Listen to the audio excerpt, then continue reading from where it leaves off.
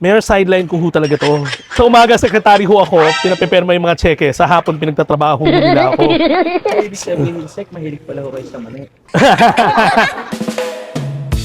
Ako, nung lumalaki ako, laking peanut butter ako eh. Ang sikat na peanut butter noon, Lily's Peanut Butter. Yon gawa sa Valenzuela yon, kaya yun ang lagi naming peanut butter sa bahay. Ngayon, pinakita na naman ng isa nating SLPA na kailangan creative ka lang sa napili mong negosyo.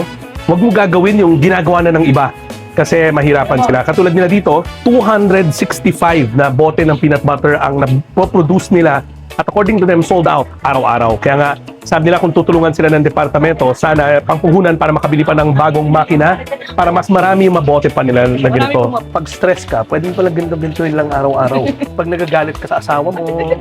So obviously, hindi ako pwede sa home economics. May in love ako dito, Mayor. Ito, another success story ng SLPA natin. Namili sila ng klaro na idea na alam nila mabenta yung peanut butter. Nabebenta nila, may humahango dito, may markado, may reseller sila. They're on their way na maging matagumpay na another SLPA na pwede natin tularan at kopyahin sa mga ibang lugar. Teppanyaki!